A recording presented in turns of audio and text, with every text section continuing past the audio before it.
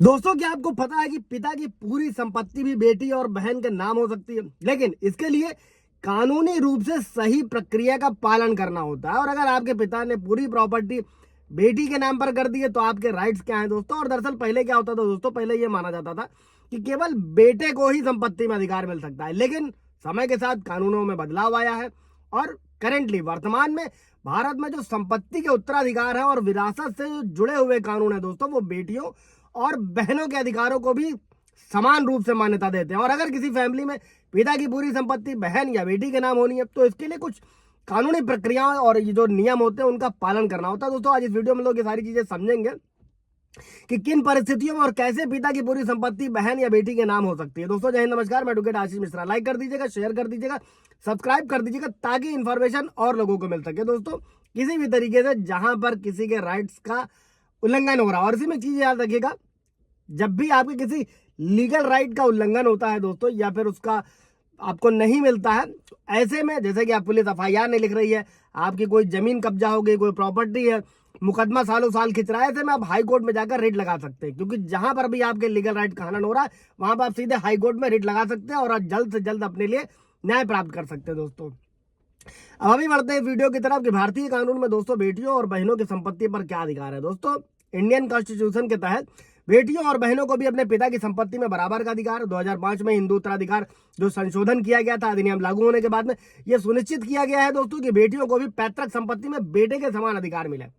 और इस कानून के तहत अगर दोस्तों संपत्ति पैतृक है यानी कि पीढ़ियों से चली आ रही है तो बेटियों को भी बेटों के बराबर का हिस्सा मिलेगा। इसके अलावा अगर स्व अर्जित संपत्ति है यानी कि पिता ने खुद अर्जित करी है, खुद कमाई है, तो वो संपत्ति को जो है अपनी मर्जी से किसी के भी नाम कर सकता है, चाहे वो बेटा हो या बेटी हो या फिर कोई अन्य व्यक्ति हो। और बहन के नाम कैसे हो सकती है प्रॉपर्टी, इसको भी ऐसे समझिएगा दोस्तों, कई बार देखा गया है कि बेटा अपने परिवार या माता पिता के प्रति जिम्मेदार नहीं होते हैं, रिस्पॉन्सिबिलिटीज नहीं निभाते और ना ही माँ बाप की बातों को सुनते हैं, और इस तरीके के व्यवहार से माँ बाप नाराज भी हो जाते हैं। और इसलिए कई बार जो पिता है वो अपनी संपत्ति का पूरा हिस्सा अपनी बेटी को दे और बेटी के नाम पूरी प्रॉपर्टी कर सकते हैं। दोस्तों, कैसे करना है इसको भी समझ लेते हैं।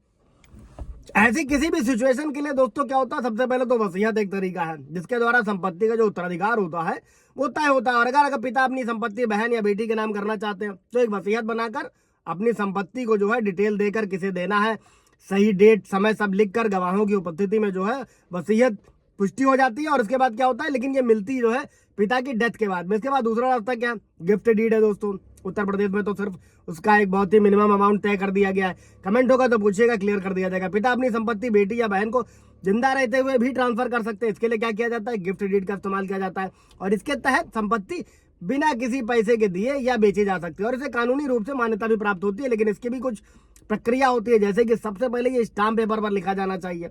सब रजिस्ट्रार के ऑफिस में रजिस्टर कराना भी जरूरी होता है। जो लोग सोचते हैं कि नहीं कराएंगे, सिर्फ लिखा लेंगे तो हो जाएगा, ऐसा कुछ नहीं है। स्टाम्प पेपर फिर सब रजिस्ट्रार में रजिस्टर कराना जरूरी है। और एक बार गिफ्ट डीड हो जाने के बाद में, रजिस्टर हो जाने के बाद में संपत्ति क्या होती है, ट्रांसफर हो जाती है। तीसरा तरीका भी है, रजिस्ट्रेशन के जरिए संपत्ति हस्तांतरण। अगर पिता अपनी संपत्ति को जीवित रहते हुए अपनी बेटी के नाम करना चाहता है तो उसके लिए संपत्ति की रजिस्ट्री की जा सकती है। अब रजिस्ट्री में क्या करना होगा, जो संपत्ति की बिक्री है या जो ट्रांसफर किया जा रहा है उसका समझौता बनाया जाता है। रजिस्ट्री के लिए सरकारी जो भी शुल्क है, स्टाम्प ड्यूटी का भुगतान किया जाता है सब रजिस्ट्रार के कार्यालय में। इसको भी रजिस्ट्रेशन कराना होता है, जिसके पास संपत्ति का जो राइट्स होता है वो ट्रांसफर हो जाता है। इसके अलावा उत्तराधिकार दोस्तों होता है सक्सेशन। अगर पिता अपनी वसीयत के बिना ही निधन हो जाता है या डेथ हो जाती है, नहीं रह जाते, तो कोई संपत्ति का उत्तराधिकारी निर्धारित नहीं किया है अगर, तो क्या करेंगे, जो संपत्ति का उत्तराधिकार अधिनियम है दोस्तों, इसके तहत बेटियों और बेटों को दोनों को समान रूप से अधिकार मिलेगा। और अगर कोई उत्तराधिकारी सहमति है तो आराम से दोनों पक्षों में अगर कई सारे भाई बहन आराम से ट्रांसफर हो जाएगा।